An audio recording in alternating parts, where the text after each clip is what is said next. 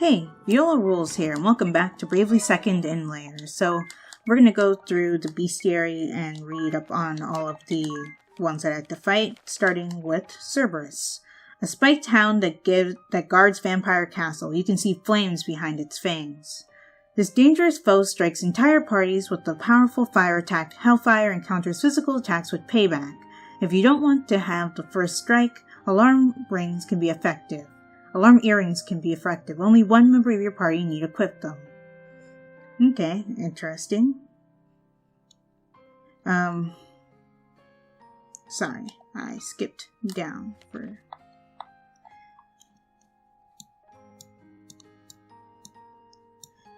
This monster always reminds me of those tragic days. Remember the haiku? With the request complete, return you due to safety, Cerberus awaits. They sure were tough, weren't they? Still, they can't counter magic or special moves, so there is that. I wonder why it's so intent on guarding a freezing cold empty castle. Maybe because of something in the past? Some memory, maybe. You think they have some tragic past? No, something more like the voice of its old master, maybe? A deep, caring voice. A voice that brings back warm memories. Okay, and there's a summary of what I just read. And then we have the Ariel, which was the Magnus Bat, the most powerful of bats, guardian of Vampire Castle. Beware its ultrasonic wave. Oh, I remember these. I hated running into them back in the day. I wanted to tell them, stop moving so fast. Ultrasonic wave inflicts confusion on the whole party. Half of you ends up KO'd before you know what's hit you. They really are trouble. Just when you're getting back into the fight, they confuse you all over again and hit you while your defenses are down. I'd like to know who it was who set these monsters loose in the castle. Someone wicked and evil, I don't doubt. You're going to upset him if you keep talking like that, you know, the pretend vampire with the baritone voice. Okay, and there's a summary of what I just read. And yeah, you can equip stuff that will make you immune to confusion, so that's one way to counter them. And... the Guzzler, a strange, disagreeable chomper, creeps me out just to look at it. However, there's been a very interesting book written about it by the most renowned cultural anthropologist of our campus, Dr. Novachomp, age 49. It's called The Winds of El Tania, selling price for the collector's edition 4,980 peak. From these ruins, we excavated a number of relief carvings depicting both northern silver chompers and inland chompettes. At the same time, archaeologists discovered multiple fossils of the same species throughout the many ruins that lie between Florem and northern Eternia. This has led us to hypothesize that the ancestor species of the chomper family first emerged in eastern Florem, and that the history of the animal has closely tracked that of our own human species. Furthermore, too many words! Don't these scholars have editors? Can you just summarize for us? Well, I was about to get to the good bit, but if you insist. Basically, what they're saying is that chompers evolved along with humans, and that chompets and guzzlers are actually newly evolved variants that are only distantly related to the common chomper ancestor, and which, according to the carvings and fossilized remains that they have been uncovering in the ruins, in which various cultural anthropologists have been studying with great interest for at least too many words. Guzzlers are distantly related to ancestor species. Possibly they are the result of breeding between Florem silver chompers and freshwater chompettes. They came to Eternia by sea from Florem. Is that about right? There! Now that's a proper summary. Why do you know so much about chompers anyway, you? I'm a former member of the Chomper Study Society. Oh, okay, that explains it. But yeah, don't touch the Guzzlers because they retaliate and they end up putting blind, silence, and poison on you. Which they do with their normal attacks too. And we had a demon kind in here, the Melusine, a demon world idol that charms every creature it encounters. Yeah, this one is beguiling alright, even I fell for its witchery. I'm embarrassed to admit it, but so did I. We need to do something about those charm attacks. When our whole party gets charmed, we're completely at its mercy. Indeed, the key to defeating this demon is nullifying the effects of its nocturnal gala, which can charm entire parties. The creature itself is not very powerful, so if you encounter one unexpectedly, try to finish it off quickly before in the opening stage of the battle. For some reason I can't read today. But yeah, you can equip lockets and that'll counter that. And yeah, those were all the enemies that were in this one. Speaking of charm, I do want to equip lockets on everyone because I assume that Yoko can charm everyone. At least it would make sense. So, lockets for everyone.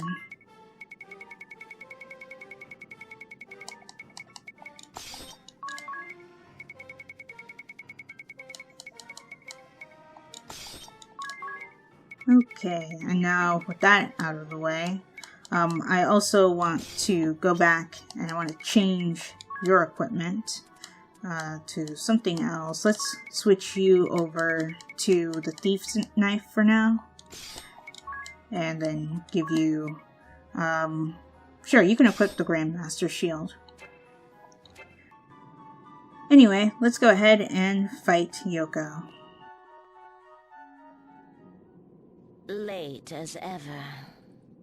Foul demon, prepare yourself. Prepare myself? For what, little man?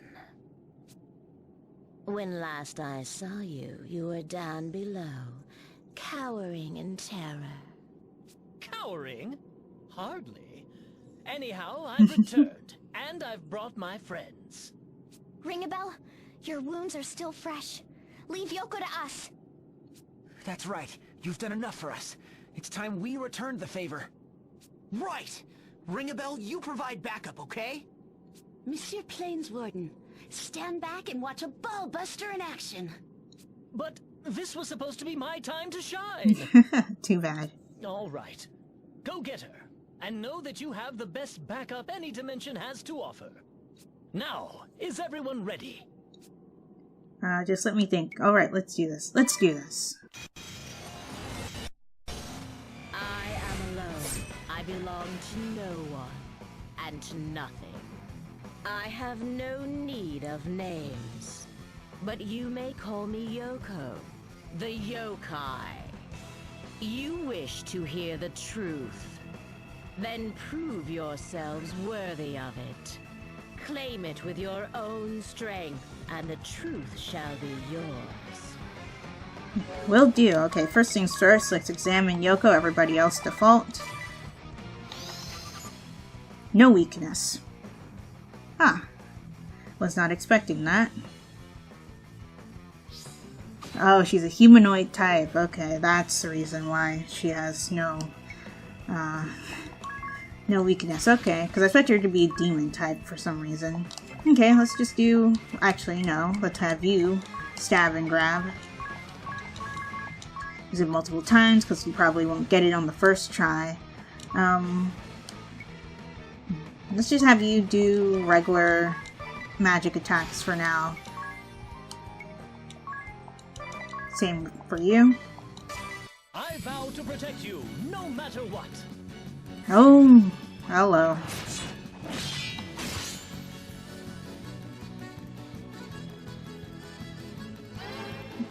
Okay, so occasionally he'll just come in here, I guess. Well, that's good. There we go. Muramasa stolen. Ooh, Tondaja. Ooh, that's gonna hurt. Default for a bit. I believe it's my turn. Does he come out and strike anytime we default? Oh, and he uses different special attacks. If I knew what they were on sight, I could probably capitalize on that.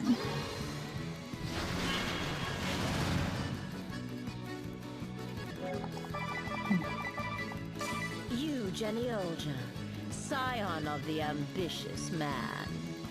You struggle to free yourself from the weight of your family and its blood-soaked past. You, Genioja, son of the villain who unleashed the Great Plague. Spawn of evil, how many lives has your great house ruined? Your family, friends, benefactors, how many fates have they twisted? Yet still you fight on, certain of your cause. Fight on, spawn of evil. Fight and carry on your legacy of sin. Shut up! Founder is Founder! And my father is my father! They have nothing to do with me! Yes, yes. Deny your past and bring about a revolution. That's not what I mean! Oh, but you sound so much like them.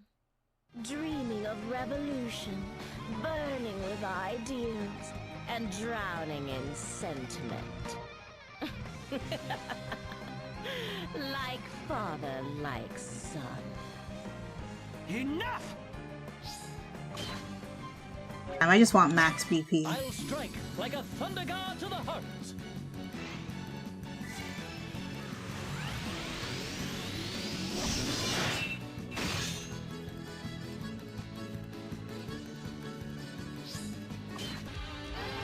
Consume life.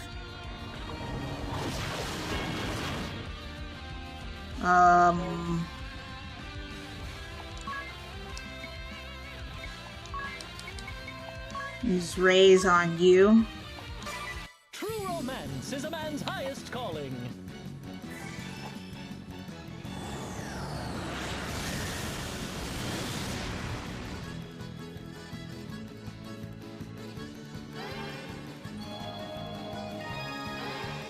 Oh no.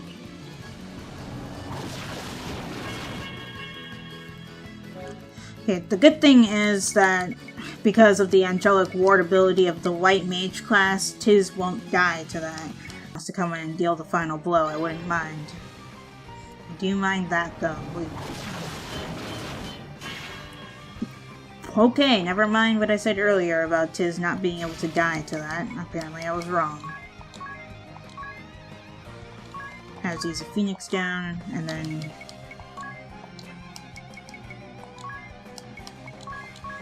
have these an X potion. Have you prepare to use X potions on both of them as well.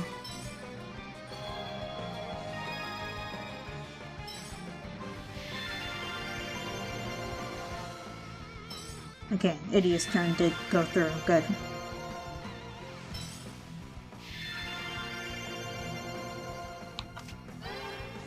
Oh my god. What?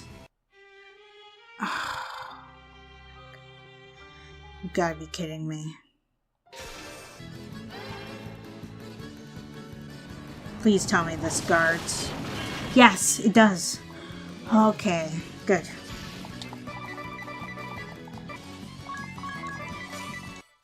Deadly and sexy. A winning combination, wouldn't you say? Put a sock in it, Ring-a-Bell.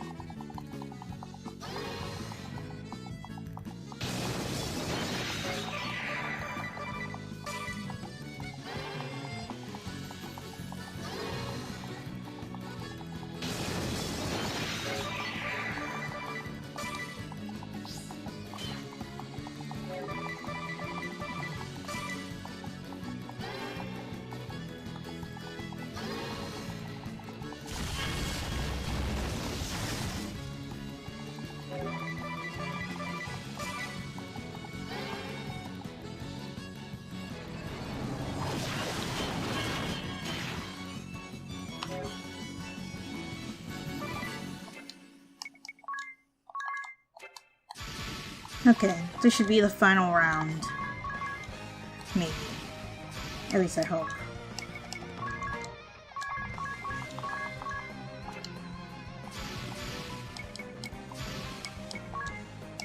This piercing bolt. And then have use Thundara. No, not Thundara. Fira.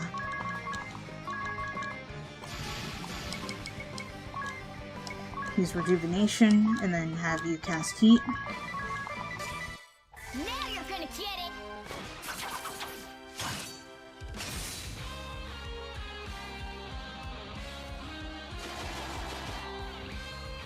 Actually, yeah, I think we might be able to finish her off on this one. Please?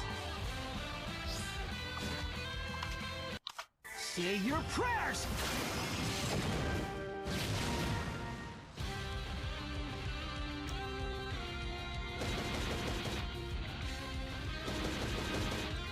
Nice.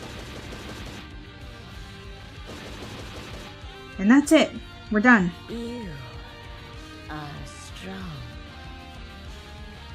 You would bear witness to the final truth. Then go forth. It is yours for the seal. Yes, we did it. Oh, I still can't believe I died right at the end. Hey, I got an elixir. Wow, I have a lot of those now. Yes, and she was the final job class. The Yoko Asterix. Yokai. Awaken the dormant potential deep within. Summon 7 deadly demons. Favors the katana. Specialty Echo. Job command oh, diabolism, I see. Okay. Wow. Okay, so she can charm. Okay. But luckily she didn't use it during that fight.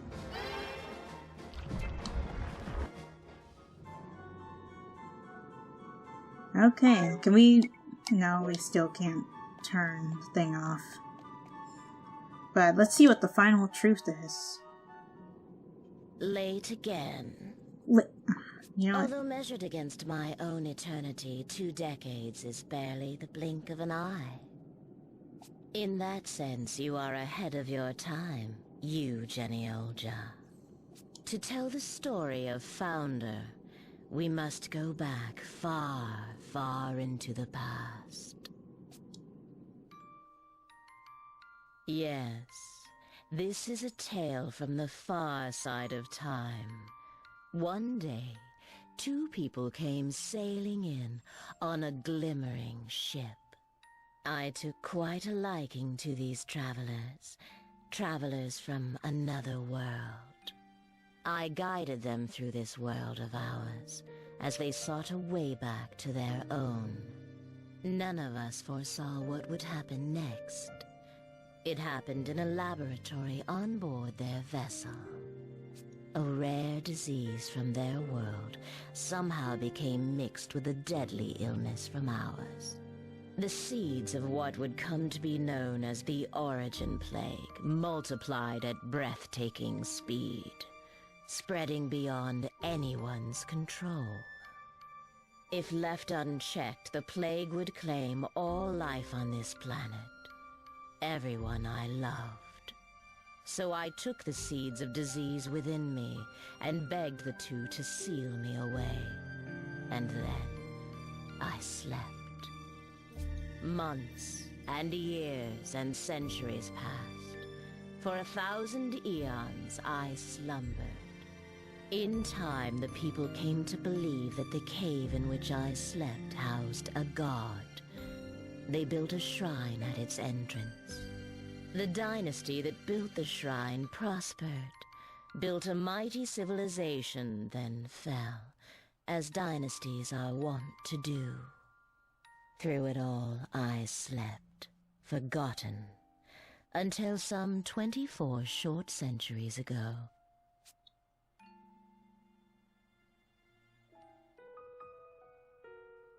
Founder came and roused me from slumber.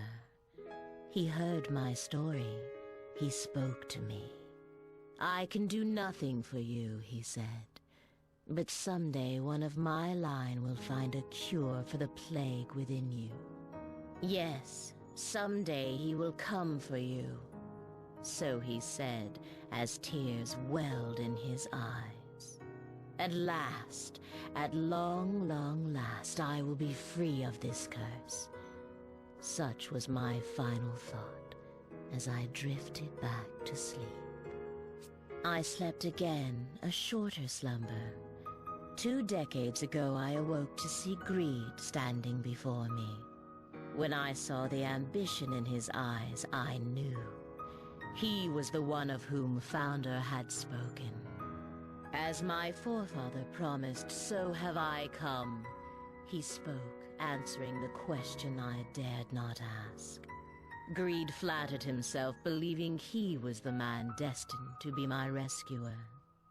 He meant to sail me to Gathelatio, that he might there find the cure for the plague inside me. But such hope was short-lived. The plague spread and spread quickly, and so he sunk me, sunk all of us to the murky depths of the sea. He did this that Gathelatio, Eternia, and humanity itself might be saved. In his eyes, too, welled those pained tears. Yes, just like Founder before him. I understood everything but said nothing. Once again, I closed my eyes. As the waves claimed me, I could hear him cry out, "I shall put an end to this foul plague." After that, Greed's heart turned cold. Kindness, human affection, such emotions were lost to him. They had sunk to the lonely depths, along with his ships, one girl, and countless treasures. Father. Do not cry, you. Strange as it may seem, I am grateful. To Greed and to Founder both. You are? Because of Founder who woke me from slumber, I was able to learn that an old friend was safe. And Greed's heartless decision did help bring the second pandemic to an end. Greed and Founder, 2 men of ambition. For better or worse, they changed the course of history and shaped this world. Now it is your turn, you. Yes, I will be watching with interest to see how your chapter of history plays out.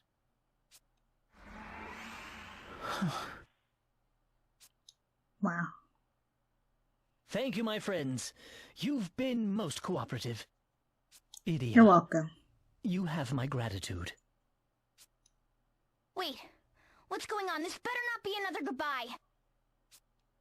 Forgive me. Strictly speaking, I was not supposed to reveal my identity in the first place. Because this pocket we're in belongs to Yoko, we were able to make an exception, but only for a short time. So now you have to return to your plane of No! existence. Just stop right there. You can't leave me again. Idia, I never left you and I never will. It's like I said after all. Wherever, whenever you are in peril, there I will be. Ring a bell. But before I go, I have a task for you, Magnolia. Me? What would that be? Yoko, with her unearthly powers, held sway over the sins of mankind. But now that she has left us, these sins will be unleashed, free to run rampant over our world, in the form of fearsome beasts. Oh, more balls. Oh, je comprends. Say no more. I've got it under control. As a ballbuster, protecting the peace of Luxendark is my sworn duty. We shall find these beasts of sin and destroy them when we do. If our information is correct, the beasts slumber. They sleep in great monoliths, stone monuments scattered across the land. Ah, and Tiz, I have a special request for you as well. Of course, anything you say. Tell Her Holiness Pope Agnes that Ringabel sends his regards. But I fear all good things must come to an end. And now I'd best be on my way. Ring a bell, no! Fear not, for we shall meet again. Till then, my friends, be well.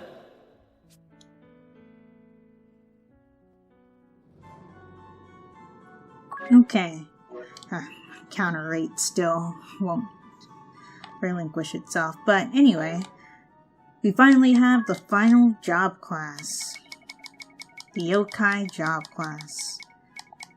Okay, so I'm interested to see how this one works. Specialty Echo, what does that mean? Upon casting a spell, have a 25% chance of casting the same spell a second time with no MP or BP costs.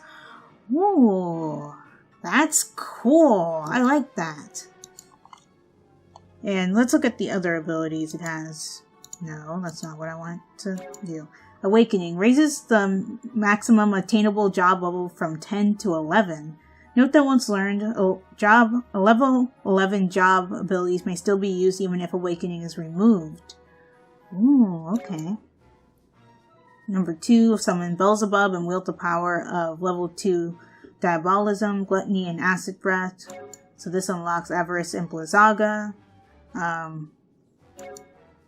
Sloth and Faraja, Wrath, and 3 Blades. Note these cannot be used without the appropriate scroll. I don't think I have the scrolls for some of these yet, which means there must be a town in the Yuliana region that I need to visit. And here's the Echo support ability. Learn Envy and Consume Life at level 6. Level 7 is Pride and Eroja. And Obliterate. Cause instant death at the start of a battle to targets 20 or more levels lower than yours. Battle rewards including peak, experience, JP, and items will be obtained as usual. Bosses and certain special foes are immune to this effect. Even if a single foe is defeated by this effect, the consecutive battle challenge will not be available. Okay, so you can't chain it. And the level 11, use Disguise. Okay, cool. So something I do want to do now that I have access to all of the job classes, I want to get them all up to, well, I guess because of the Yokai class, up to level 11. So I'm going to go somewhere and level grind all of these up to level 11 and see whatever user level I end up at.